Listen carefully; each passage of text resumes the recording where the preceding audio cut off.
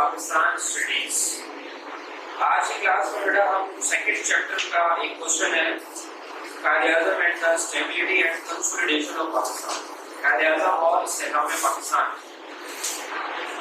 ये टॉपिक आपका पेपर में पूछा जाता है, role of Quaid-e-Azam as governor general. Quaid-e-Azam का किरदार बतौर गवर्नर जनरल के तहरीर करें, इस तरह भी आ सकता है।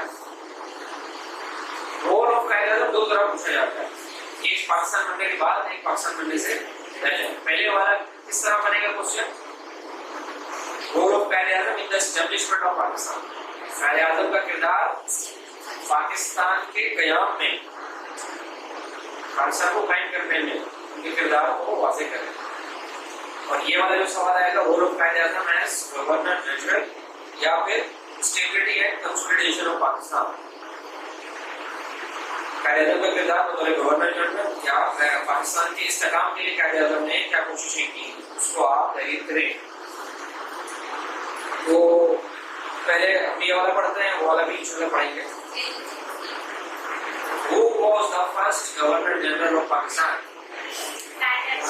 कायदे-ए-आज़म। पक्की बात? कॉन्फिडेंट? बहुत सारे बच्चों को कॉन्फिडेंट नहीं। अरे आपका तुक्का सही मान लिया। Who was the first Governor General of Pakistan?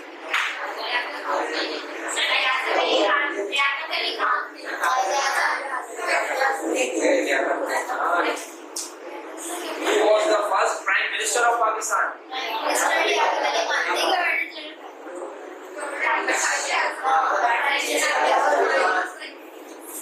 ऐसा ऐसा आपने कभी फैला दी?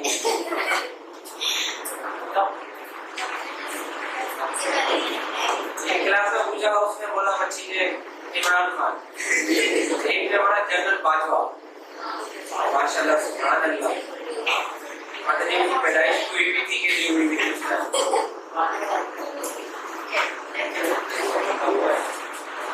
पहले गवर्नर जनरल कायदे-ए-आज़म और पहले प्राइम मिनिस्टर। जैसे ही कायदे-ए-आज़म ने हल्फ लिया असेंबली में, पाकिस्तान चारों तरफ से मसाइल में गिरा हुआ था। इनिशियल प्रॉब्लम्स में पढ़ लिया ना आप लोगों ने, मसाइल कितने संगीन थे, गंभीर थे, उन्हीं मसाइल को हल करना था, उन्हीं से रिलेटेड हेडिंग्स बनेंगी। पहला मसला जिसको कायदे-ए-आज़म ने हल किया संगीन हुई है, तो क्या होना चाहिए?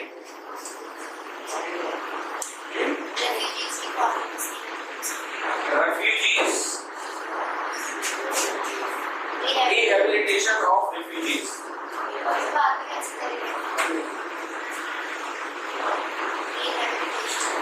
क्या मतलब हुआ? महाजरीन की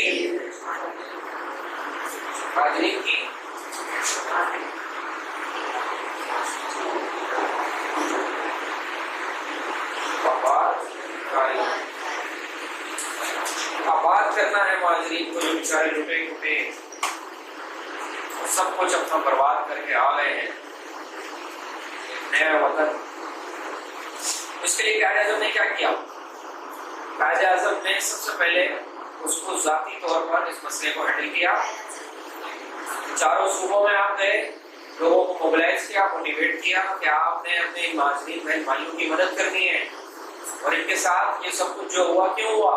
बिकॉज दे आर मुसलमान, ये मुसलमान है। कायदे-ए-आज़म को देखे हर जगह पे टू नेशन थ्योरी की वजाहत कर रहे हैं, और लोग फिर भी कहते हैं कि नहीं, एक टू नेशन थ्योरी नहीं, कोई और चक्कर था बीच में। इसकी वजह से पाकिस्तान बना।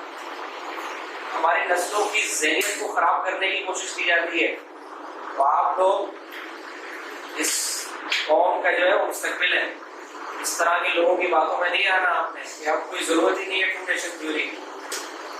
जो अपनी बुनियाद को छोड़ देता है तो ज्यादा अरसे तक कायम नहीं रहता, बिल्डिंग गिर जाती है।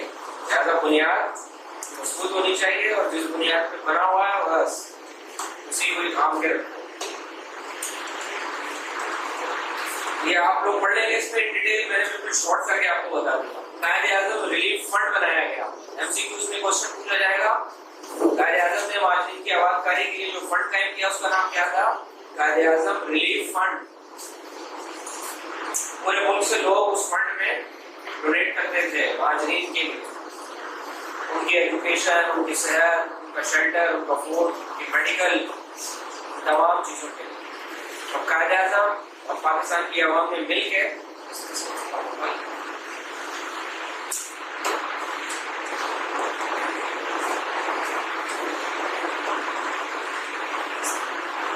Point number 2, advice to the government officers to change their attitude.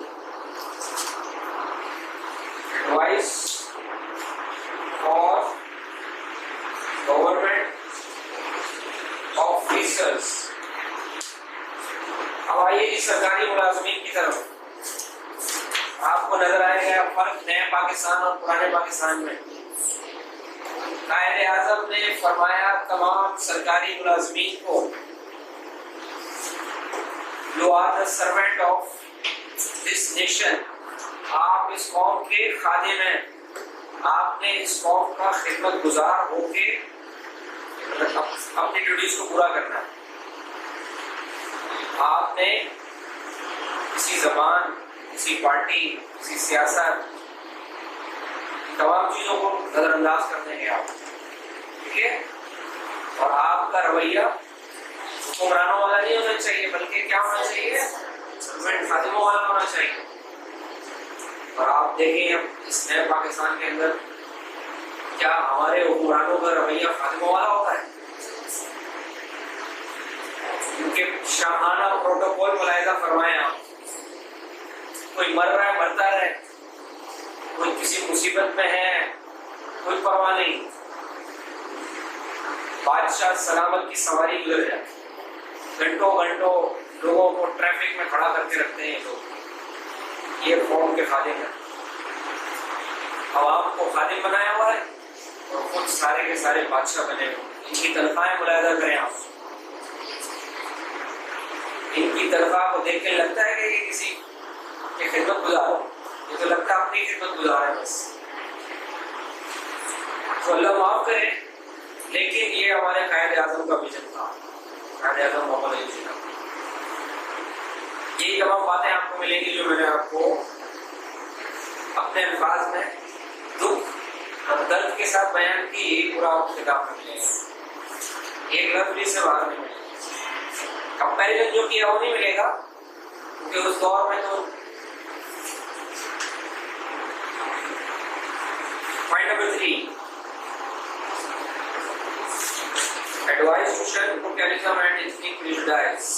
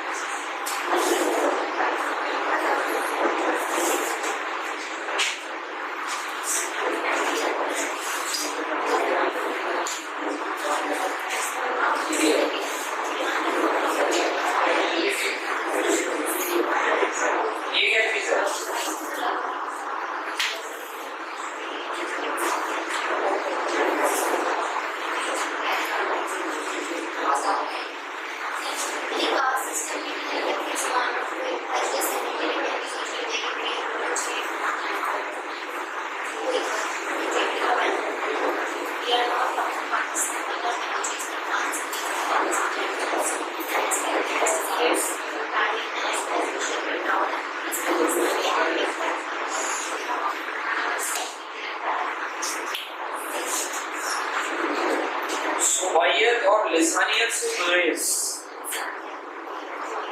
नस्ली तासुब। क्या मतलब? मैं महाजिर, मैं पंजाबी, मैं बलूची, मैं सिंधी, मैं पख्तूनी, मैं कश्मीरी, मैं सराइकी, मैं बंगाली, और जितनी आप ज़बानें और कौमें बना सकते बना लें। ये कायदे आज़म के अल्फाज है भाई, मेरे अल्फाज नहीं है। आप पढ़ेंगे आप, कायदे आज़म ने कहा यू ऑल आर पाकिस्तानी। आपने पाकिस्तानी बन के सोचो। ये सारी चीजें तो क़याम पाकिस्तान के फौरन बाद दुश्मन ने इम्प्लीमेंट कर दी थी, ताकि मुल्क तो बन गया, अब तोड़ो कमजोर करो। आज वो चीजें पुख्ता हो चुकी हैं हमारे अंदर। आवाजें आ रही होती है ना आपको, हमारे साथ ज्यादती हो रही है, हमारे साथ ज्यादती हो रही है, ये हो रहा है, वो हो रहा है, ये आवाजें क्यों आ रही हैं? क्या सवाल की बुनियाद पे क्यों डिस्क्रिमिनेशन किया जाता है? तमाम पाकिस्तानियों को इक्वल राइट्स क्यों नहीं मिलते, इक्वल अपॉर्चुनिटीज क्यों नहीं मिलती? गवर्नमेंट जॉब्स के अंदर जिस सूबे में जिस जबान वाले की हुकूमत होती है, सिर्फ उन्हीं को नौकरियां क्यों मिलती हैं? बाकी बेचारे जिन जबान वालों का कोई सूबा नहीं है, वो किधर जाएंगे? जहां से आएंगे उधर ही चले जाएंगे। नहीं बोला जाता है ना, तो ये क्या होता है? इससे मुल्क कमजोर होता है। जब तक हम तमाम पाकिस्तान का रहने वालों को पाकिस्तानी नहीं समझेंगे। मुस्कुराने वाली क्या बात है?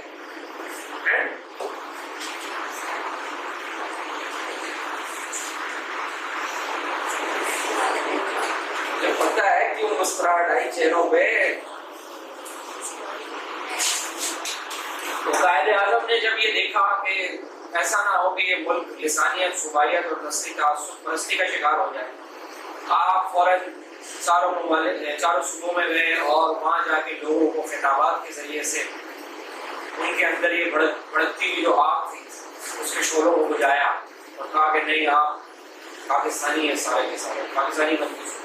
आज ऐसा लीडर नजर ही नहीं आता। आज तो तकसीम करने वाले लीडर नजर आएंगे आपको, जो आपको कौमियत, सूबाइयत, लिसानियत में तकसीम करेंगे, पाकिस्तानी नहीं बनाएंगे आप। अनफॉर्चुनेटली हम सब उसी सिस्टम का हिस्सा हैं, हम सब जानते हैं चीजों को। ये बेटा मुल्क की बुनियादें कमजोर करने वाली बात है। ऐसे लीडर्स की अशद जरूरत है हमें, जो कायदे आज़म के नक्शे कदम पर चलते हैं। पॉइंट नंबर 4 ये वाला मैं बैठाता हूँ।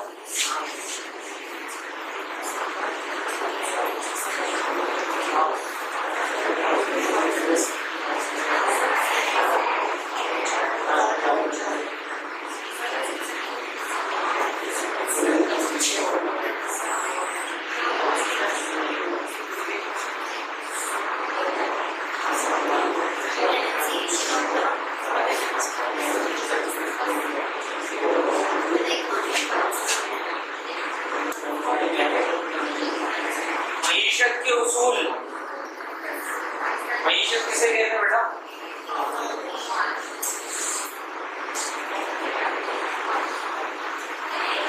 वॉश किसे कहते हैं? अभी क्या है वॉश? बदमाश, बदमाशी, यही तो होता है वो वॉश। वॉश तो सुना होगा ना?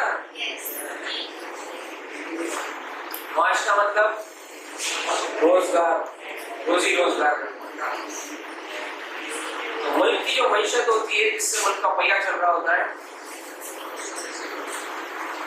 उसके लिए क्या कायदे आज़म ने बुनियाद कहा? फंडामेंटल। देखिए, एक थ्योरी इकोनॉमी की है, वो इस्लामिक थ्योरी, और एक थ्योरी है जो वेस्टर्न थ्योरी है और वो अगेंस्ट इस्लाम है, जिसमें सूद है, नाजायज और पता नहीं क्या क्या चीजें। और इस वक्त पूरी दुनिया में आपको पता है वही सूद, बैंकिंग सिस्टम, रिबा सब चल रहा है। कायदे आज़म ने उस वक्त बड़े जबरदस्त जुमले इरशाद फरमाए कि ये जो वेस्टर्न इकोनॉमी है, इसको नाफिज करने का मतलब ये है कि आप डिवाइड कर दो, अमीर को अमीर करो, गरीब को गरीब करो, किसी को इक्वल अपॉर्चुनिटीज जिंदगी गुजारने की ना हो। वेस्टर्न इकोनॉमिकल सिस्टम इस तरह के उसूलों के ऊपर, जबकि हमने पाकिस्तान बनाया है, हम इंशाअल्लाह इस्लाम के उसूलों के मुताबिक ऐसा माशी निज़ाम बनाएंगे दुनिया हमें फॉलो करे। कायदे आज़म का ख्वाब था, लेकिन वो हमारे आने वाले जो थे ना, उन्होंने कायदे आज़म के नक्शे कदम पे नहीं चलना था। उन्होंने अपने जो आका थे ज़हनी गुलाम है ना, आज देख लें हमारे यहाँ वही तमाम सिस्टम लागू। मईशत के अगर इस्लामी उसूलों को फॉलो किया जाए, ऐसा मुल्क पाकिस्तान जहाँ पे लाखों करोड़ लोग दिल खोल के अवाम की खिदमत करते हैं, जब भी कोई मसला मसाइल होता है, आपको पता है ना, जब भी कोई क्राइसिस कोरोना में कैसा लोगों ने अपनी तिजोरियों के खजानों के मुंह खोल दिए अपने बहन भाइयों। यही लोग जब इस्लामी उसूलों के मुताबिक अपने पैसे को इन्वेस्ट करेंगे और ज़कात, खैरात, सदक़ात का एक ज़बरदस्त किस्म का निज़ाम होगा, तो आप बताइए ज़कात देने वाला होगा तो कोई ज़कात देने वाला ही नहीं। ये ऐसा है इस्लामी निज़ाम में मीशत जो है वो ऐसा ही है। तो उसमें जब ज़कात देने वाला निकलता है ना, ज़कात देने के लिए तो कोई लेने वाला नहीं होता, फिर आप दूसरे मुल्कों को देते ज़कात, लो भाई ले जाओ ले जाओ। देखिए बहरहाल कायद-ए-आज़म ने स्टेट बैंक ऑफ पाकिस्तान की बुनियाद रखी और वहाँ पे कायद-ए-आज़म ने ये तमाम एड्रेस फरमाया कि वेस्टर्न इकोनॉमिकल सिस्टम किस तरह करता है। Number 5 foreign policy.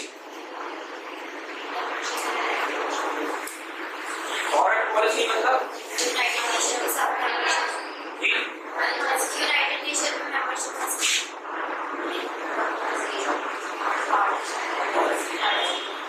पॉलिसी बोल रहे, खारजा ताल्लुकात बोल रहे, मालूम है ना, मालूम तो है ना आपको खारजा पॉलिसी और खारजा ताल्लुकात क्या होते हैं। एक मुल्क के दूसरे मुल्क के साथ जो ताल्लुकात होते हैं उसको खारजा ताल्लुकात कहते हैं। वो किसी न किसी पॉलिसी के ऊपर ही, भाई इंडिया से कैसे चलना है, अमेरिका से कैसे चलना है, इस्लामी ममालिक के साथ क्या हमारा रवैया होगा, कैसे उनको डील करना है, वेस्ट को कैसे डील करना है, चाइना को कैसे डील करना है, ये पूरी पॉलिसी होती है, उसके मुताबिक चलते हैं।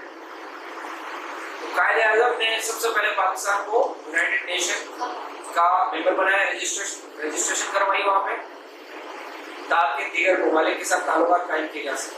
तमाम इस्लामी ममालिक के साथ बरादराना ताल्लुक शुरू से ही पाकिस्तान की ये पॉलिसी रही है, आज तक है। हिंदुस्तान के साथ शुरू से ही टेंशन रही है, आज तक बाकी है। और जब तक उसको हम उनके चुंगल से आज़ाद नहीं करवा लेते जालिमों के, जब तक ऐसी जारी रहेगा। ऐसे लोग आएंगे इंशाअल्लाह बड़ा करीब, वो मजलूम है, उनकी दुआएं रंग लाएंगी। हमारी हरकतें, हमारे करतूत तो इस काबिल नहीं है कि हम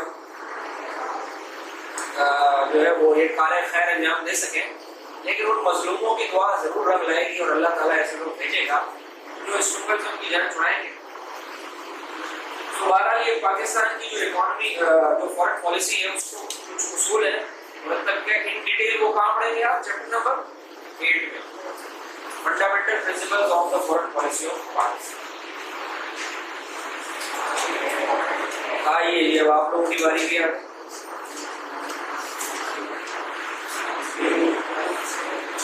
और स्टूडेंट्स,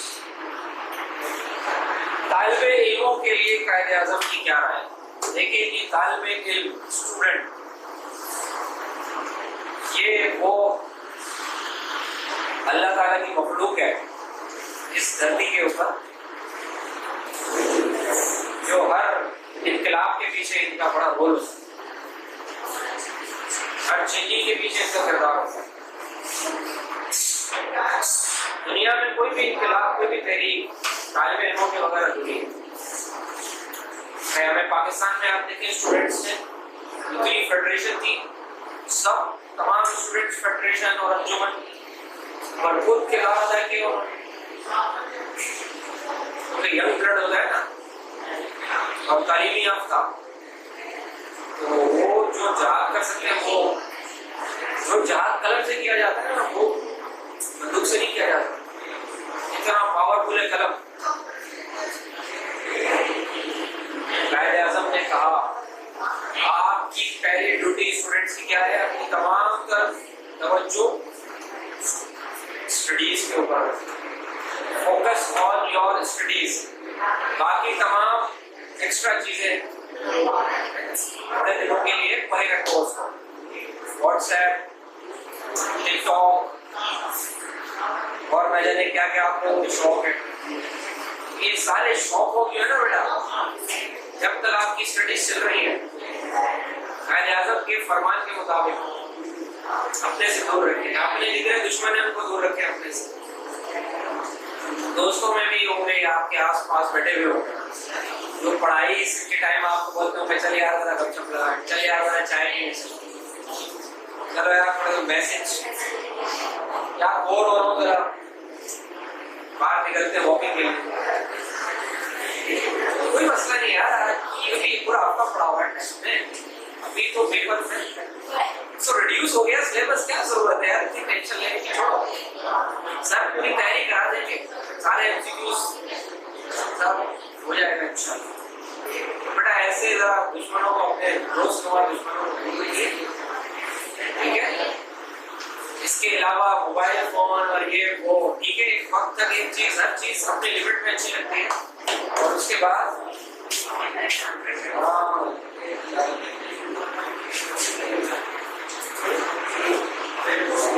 तो आपके बेटा ये फर्स्ट ईयर, सेकंड ईयर, उसके बाद बीए, ये बैकबोन है आपका, इसको मजबूत करना है आपने। क्या तो कहते हैं कि जी आप लोग, और आप लोगों को सियासत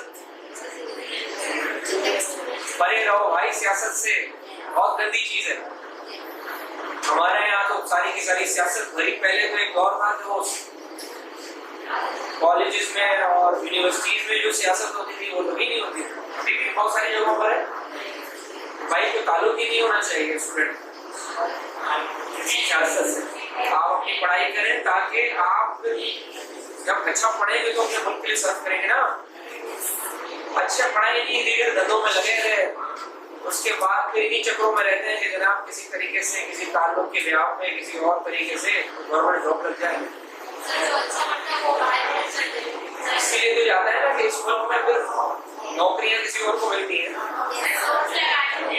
और जो सियासत में रहते हैं बच्चे, स्टूडेंट, कॉलेज यूनिवर्सिटी में जॉब्स, नौकरियां उन्हीं को, अपॉर्चुनिटीज उन्हीं के लिए। और आप जैसे होनहार जो लोग होते हैं, जो मेहनत करते हैं तमाम चीजों से, वो फिर मुल्क से बाहर जाके दूसरे लोगों की, गोरों की, कालों की खिदमत कर रहे होते हैं।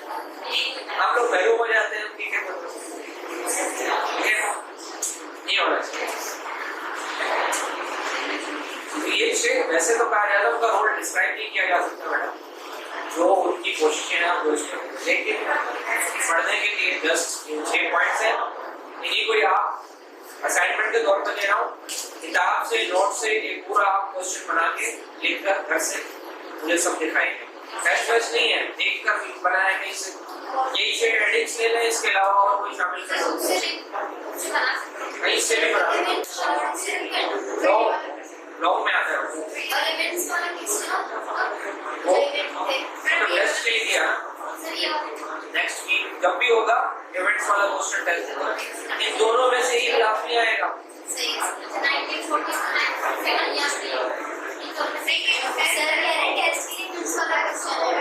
नेक्स्ट के लिए इवेंट्स वाला है, मैं फाइनल पेपर की बात कर रहा हूँ। फाइनल पेपर में ये वाला सवाल या इनिशियल प्रॉब्लम, दोनों में से एक मसला है। और रोल ऑफ कायदे आज़म, सॉरी 1940 इवेंट्स वाला है ना, वो चैप्टर नंबर 1 के जिम्मे में आता है लागू। 40 से 7 साल, ठीक है बेटा। आप लोग आप नेक्स्ट वीक मुझे दिखा दीजिएगा P.st की क्लास।